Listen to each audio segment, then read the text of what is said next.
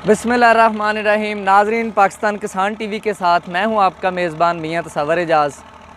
नाजरीन, जिस तरह मकई की फ़सल के हवाले से तमाम तर मालूमात आपके साथ शेयर की गई हैं, इसी तरह आज से हम आगाज़ कर रहे हैं आलू की फ़सल के हवाले से, पोटैटो क्रॉपिंग के हवाले से कि आलू की काश्त किस तरह से करनी है। आलू के सीड से लेकर ज़मीन की तैयारी, उसको काश्त किस तरीक़ेकार से करना है, उसको पानी किस तरीक़ेकार से लगाने हैं और उसको कौन कौन सी खादें और कितनी कितनी मिकदार में डालनी है, और बहुत सारी चीज़ें जो कि पोटैटो फार्मिंग के हवाले से इंतहाई ज़रूरी हैं। उसमें से हम जो पहली चीज़ है उसका आगाज़ करने जा रहे हैं। चूँकि जो आलू की बिजाई का सीज़न है वो आलमोस्ट हाफ़ गुज़र गया है, बहुत सारी आलू की बिजाई हो चुकी है। आप अगर हमारे राउंड अबाउट में देखें तो आपको नज़र आ रहा है हर तरफ खेलियाँ बनी हुई हैं, आलू की बिजाई हो चुकी है। लेकिन मैं अब से शुरू कर रहा हूँ, चूँकि सारे काम से फ़ारिग होकर मैं अब शुरू कर रहा हूँ कि आपको हर चीज़ स्टेप बाय स्टेप आपको ये सारी पोटैटो क्रॉपिंग के हवाले से समझाऊँ। तो आज हमारा जो पहला स्टेप है, सबसे पहले सीड के मतलब हम एक अलहदा से वीडियो बनाएंगे, लेकिन अभी जो हमारा पहला स्टेप है वो है ज़मीन की तैयारी के हवाले से। सबसे पहले दोस्तों, आपको पता होना चाहिए कि आलू की फ़सल के लिए ज़मीन कौन सी बेस्ट है।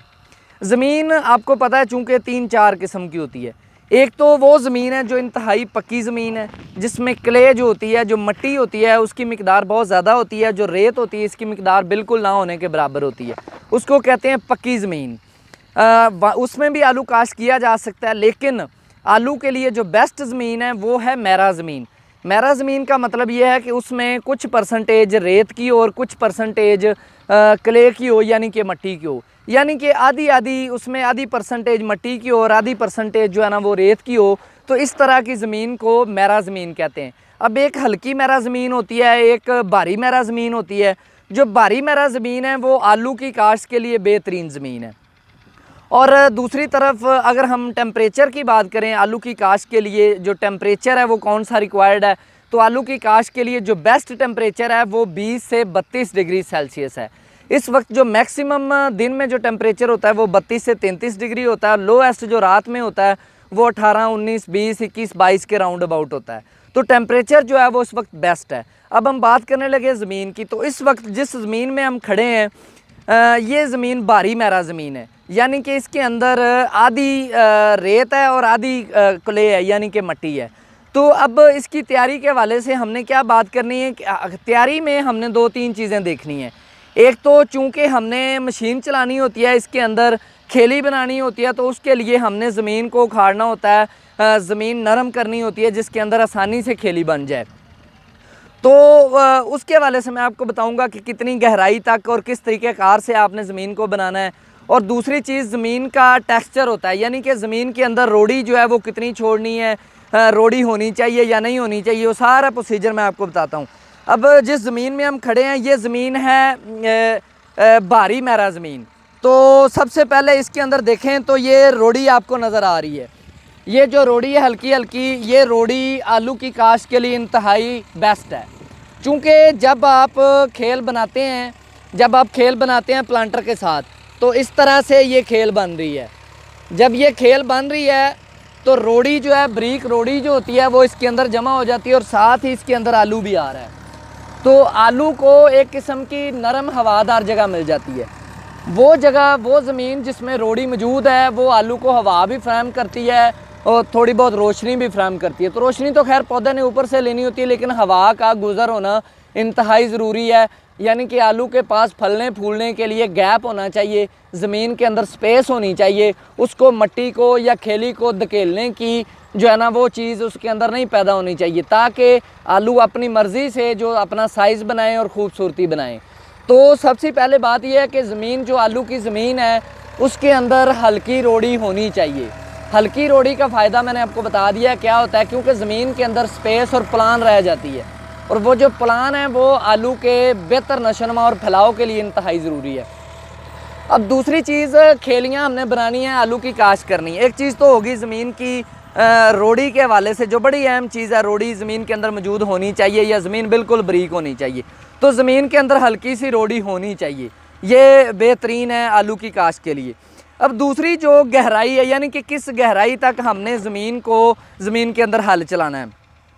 आप ये कह सकते हैं कि जो आलू की काश्त है वो भी बिल्कुल उसी तरह ज़मीन की तैयारी की जाती है जिस तरह मकई की काश्त के लिए तैयार की जाती है। लेकिन मकई की काश्त और आलू की काश्त में थोड़ा सा ये फ़र्क है कि जो मकई की काश्त है उसमें खेली थोड़ी सी छोटी बनती है और जो आलू की काश्त है उसमें खेली बड़ी बनती है। और जब हमने बड़ी खेली बनानी होती है तो बड़ी खेली में फिर ये होता है कि ज़्यादा गहराई तक हमने ज़मीन को जोड़ के एक खेली बनानी होती है, इसलिए हमें ज़्यादा गहराई तक हल चलाना ज़रूरी होता है। तो अगर हम इस ज़मीन के अंदर चेक करें, ये ज़मीन तैयार है और साथ मशीन लगी हुई है जो आलू की बिजाई कर रही है, ऑटोमेटिक मशीन लगी हुई है, वो भी मैं आपको दिखाता हूँ जो आलू की बिजाई कर रही है। तो मैं आपको साथ इसकी गहराई बताता हूँ कि किस गहराई तक इस ज़मीन को खड़ा गया, किस गहराई तक इस ज़मीन के अंदर हल चलाया गया। तो आइए देखते हैं। फ़र्ज़ करें, पहली तो बात यह है कि ये हल का स्याड़ है, यानी कि ये हल ने जगह इस तरह से की हुई है। इसको अगर हम आर्जी तौर पर लेवल करें, और उसके बाद इसकी गहराई हम चेक कर सकते हैं कि किस गहराई तक ज़मीन जो है वो इसके अंदर हल चलाया गया है। ज़मीन के आलू के लिए ज़मीन की तैयारी के लिए कम अज़ कम अगर आपने प्लांटर के साथ, ऑटोमेटिक मशीन के साथ आलू की बिजाई करनी है तो कम अज़ कम आपकी जो ज़मीन है वो 7 इंच तक, कम अज़ कम 7 इंच तक, इवन इससे ज़्यादा भी जो है ना वो आप कर सकते हैं। तो अगर हम इसकी गहराई चेक करें, किस गहराई तक ज़मीन जो है ना वो हल इसमें चला हुआ है और ज़मीन नरम बनी हुई है, तो वो गहराई ये अंदाज़ा लगा लें तकरीबन इतना है। ये तकरीबन 8 इंच के करीब ज़मीन के अंदर हल चलाया हुआ है। तो जो प्लांटर है, ऑटोमेटिक मशीन है, उसके लिए इंतहाई ज़रूरी है कि आपके पास 7, कम अज़ कम 7 और ज़्यादा से ज़्यादा 9 इंच, ज़्यादा से ज़्यादा 9 इंच तक जो है ना ज़मीन के अंदर हल चला हुआ होना चाहिए। तो इस वक्त ये जो ज़मीन है ये बेस्ट है। हल भी इसमें 8 इंच तक चला हुआ है, क्योंकि अगर हल 8 इंच तक नहीं चला होगा तो जब आप प्लांटर से आलू काश्त करने की कोशिश करेंगे तो प्लांटर जो है वो सही तरह से खेली नहीं बनाएगा, और अगर सही तरह से खेली नहीं बनेगी तो बाद में पानी लगाने में और आलू की बढ़ोतरी और नशोनमा के लिए आपको जो है ना मुख्तलिफ दुश्वारियाँ पेश आएंगी। तो नाज़रीन, ज़मीन की तैयारी के हवाले से कुछ चीज़ें ये। अब ज़मीन की तैयारी में खादों का इस्तेमाल भी आ जाता है। तो खादों के इस्तेमाल में अगर हम देखें तो हमारा जो तरीक़ाकार है खादों के इस्तेमाल का, वो हम ये करते हैं कि सबसे पहले 3 से 4 बोरी DAP हम इस्तेमाल करते हैं फ़ी एकड़ ज़मीन के नीचे, यानी कि छटा करवा के उसके बाद ऊपर से हल चलवा देते हैं।